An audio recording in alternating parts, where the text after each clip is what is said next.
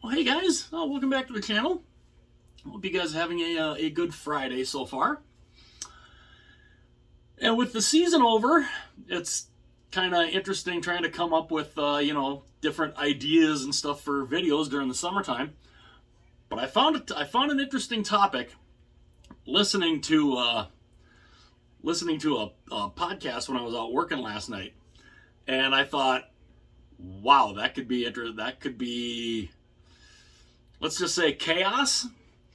But before we get into that, if you're new to the channel, or if you're new to hockey in general, and you love the sport like I do, like we all do, it would be awesome. It would be greatly appreciated if you'd hit the like button, hit that subscribe button, and if you want to be notified anytime future videos are uploaded, you can tap the little bell, and it'll notify you anytime a new video is uploaded.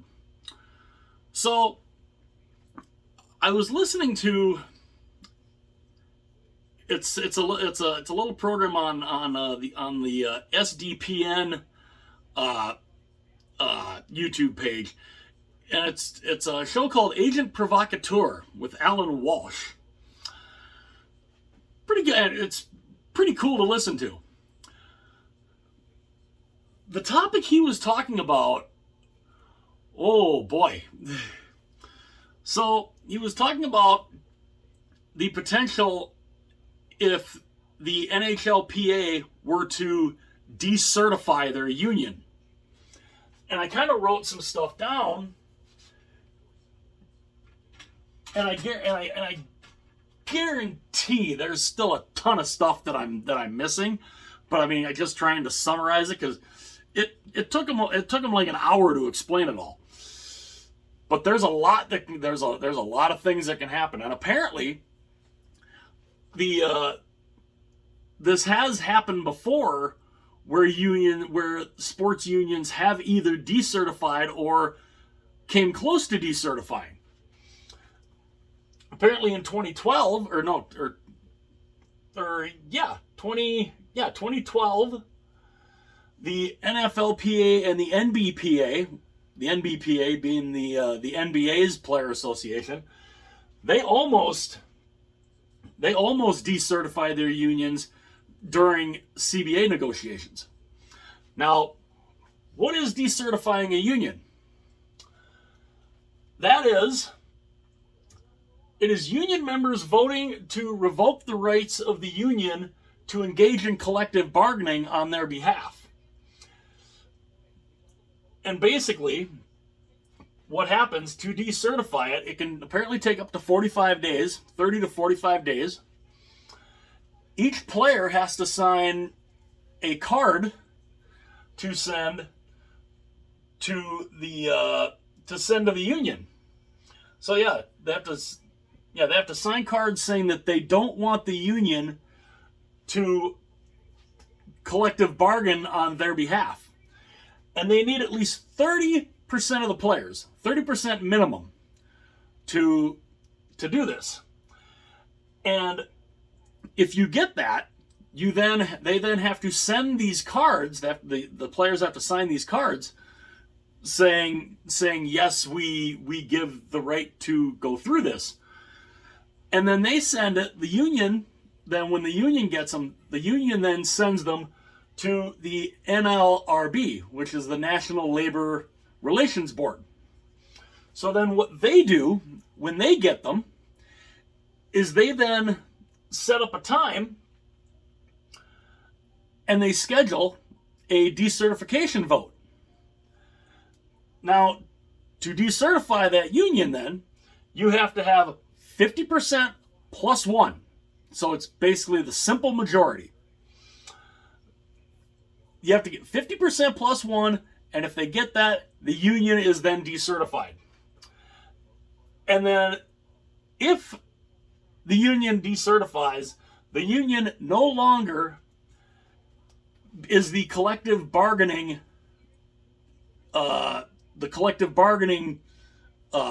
part for the players. So it's the collective bargaining body for the players. Now, what that can do is it basically can make each player basically an unrestricted free agent, where then the player can negotiate with teams on their own behalf. But what ends up happening is the league, the union doesn't go away. It just becomes a trade association for the players. And if the union is decertified, this then can become a giant court battle where because with no union, the players can file antitrust lawsuits against the leagues. So no matter what union you're in, whether it's baseball, football, basketball, hockey, you can then file antitrust lawsuits against the league, because without a union, you can't have all of the things that are in a collective bargaining. You don't have a collective bargaining agreement. That goes away. Which means, because like I said, players then they're able to file antitrust lawsuits against the league because they're not part of a union. And because if you're not part of the union, the salary cap, the draft, the salary arbitration, the escrow, all of that stuff can become antitrust violations. And this is why the league then ends up going to court a lot of times to say, they try to get the court to basically tell the union, no, you can't decertify. And it becomes a giant cluster. But what ends up happening, if that happens, yes. And like I said, chaos ensues, because it's chaos, because it has to go to the courts, and then it just becomes a mess. But no union means no salary cap, no draft. So there's no entry draft. There's no salary arbitration. There's no escrow. Now, some people might say, well, wouldn't that be a good thing for players?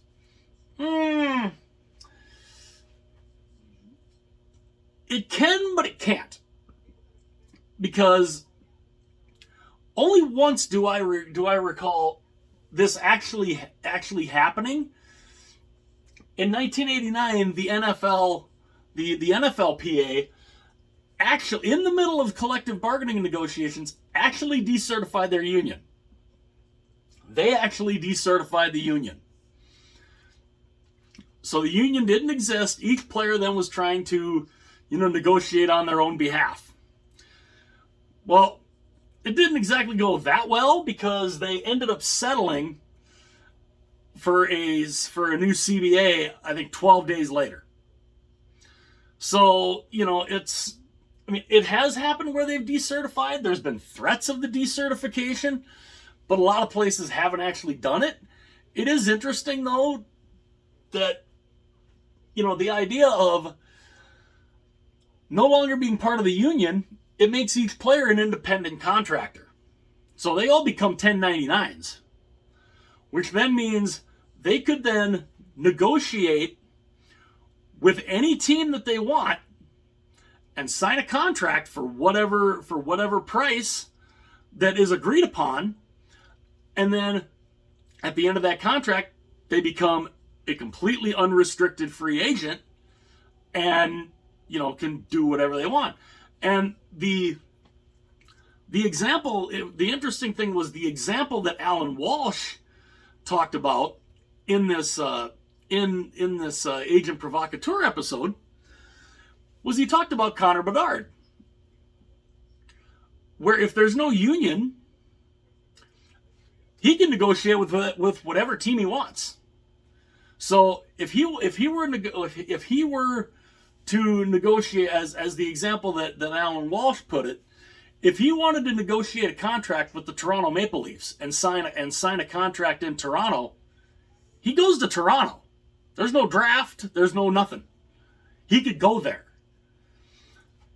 And he could sign for whatever amount they'd want. So, I mean, you could end up seeing, these wicked salaries like you would see in baseball or football or something. 20, 30, $40 million. You might see that in the NHL.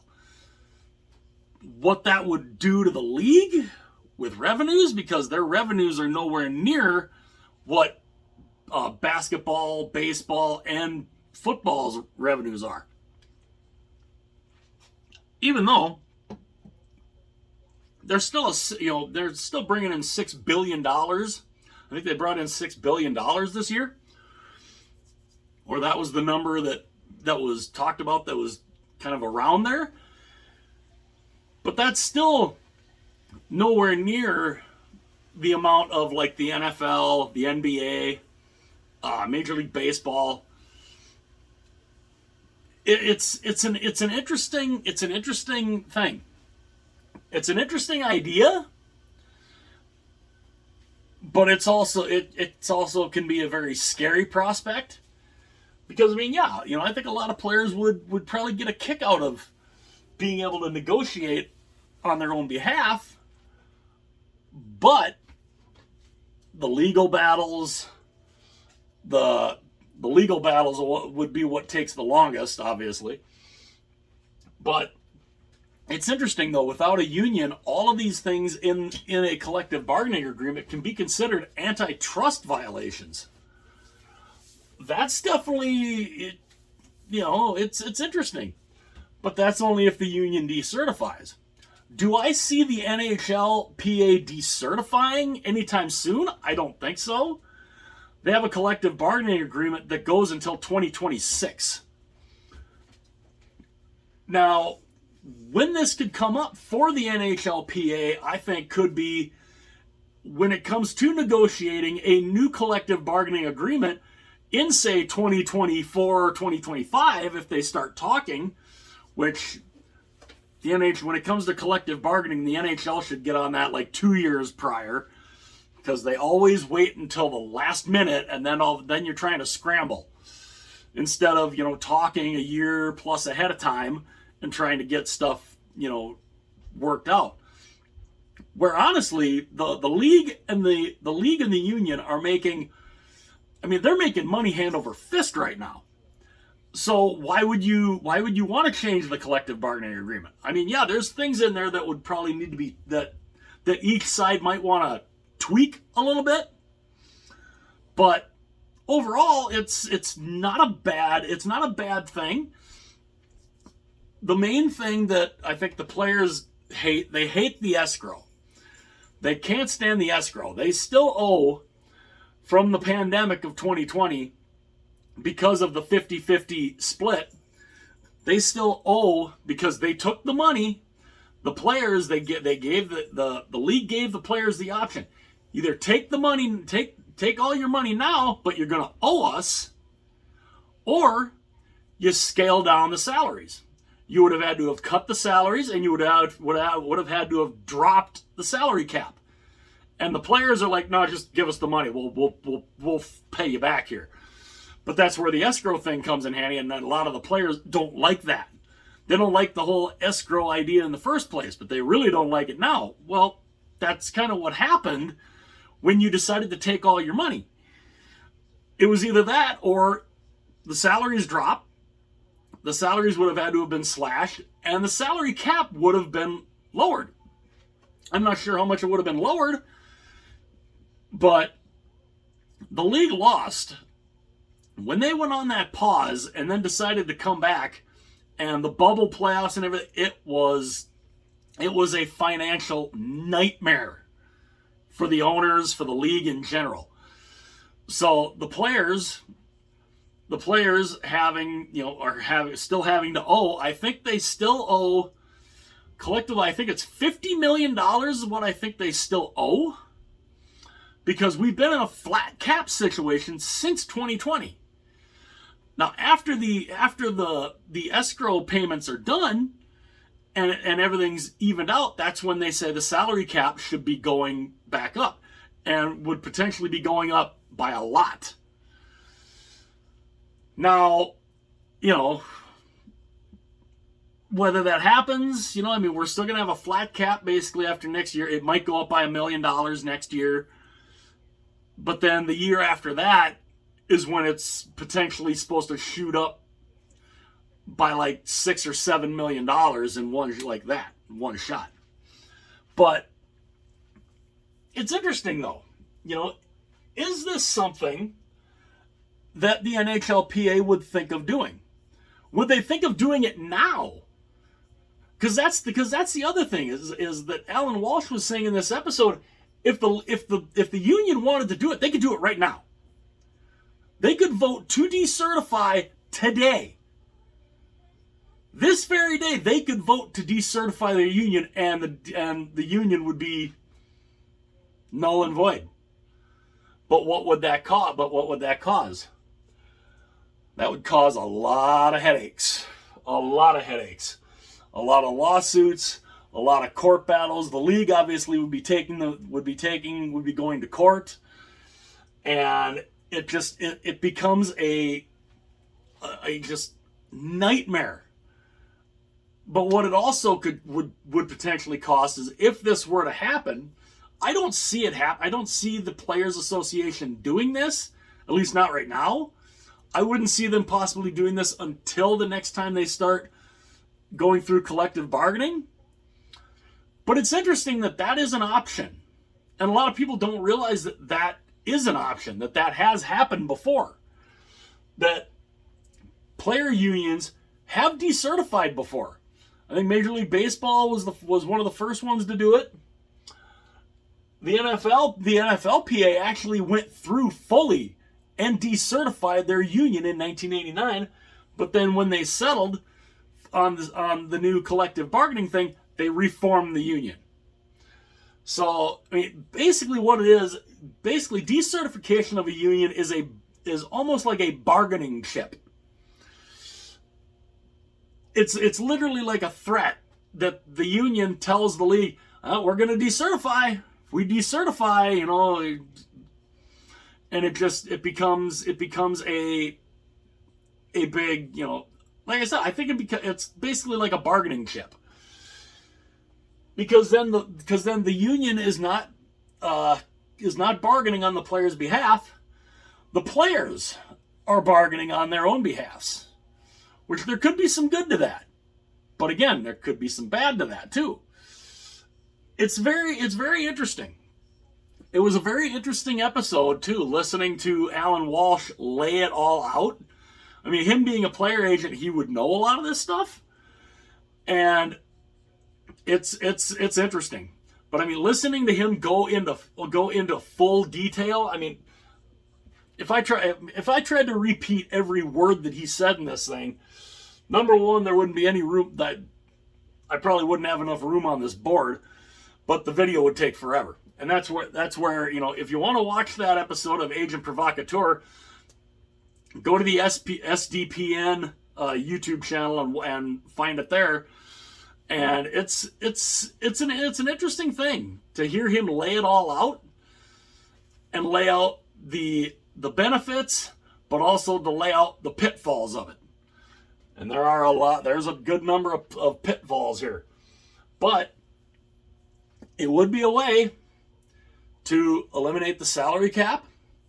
It would be a way to eliminate the escrow. It would be a way to eliminate salary arbitration.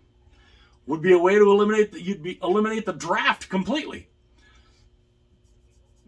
But basically, as he said in this, it would take away any restrictions off the players and would make the players legitimate, unrestricted free agents. No RFAs, all unrestricted free agents. Again, are there pitfalls to that? Yeah. But, it was an interesting thing to hear him talk about. And I thought, let me write some of this stuff down on the board and, kind of talk about it a little bit. Obviously I'm not going as in depth as Alan Walsh does, but it's an interesting prospect. it's an interesting prospect that this is something that the Players Association could do. And they wouldn't be setting the bar, because it has been done in the past. What do you guys think, though? Is this a legitimate option for the Players Association? Is this a legitimate option for them to go even before negotiating a new CBA? Do they decertify? Do they go through that process? Do they threaten to do it? What happens? And if they do decertify, what do you think the league does? Love to know what you guys think about that. And if you want to see that whole episode of Agent Provocateur, maybe I think I'll find a way to put the link for the episode in the description. It's real interesting. I will say that it was eye-opening for sure, and it gave me the idea of, I think I might want to talk about that a little bit, just in case not a lot of people know that union decertification is an option. But let me know what you guys think. Do they do this? Do they threaten to do this? And at what point would they do it? Guess we'll probably find out here in the next, couple of years maybe, or like I said, they could do it today if they wanted to. Let me know what you guys think. And also, if you haven't gotten around to it yet, and you enjoy the videos, hit the like button, hit subscribe, hit the little bell too if you want to be notified anytime future videos are uploaded. And yeah, I wasn't too positive about this being a thing either. But yeah, it's a thing, and it is a possibility. Let me know what you guys think. I will see you guys later.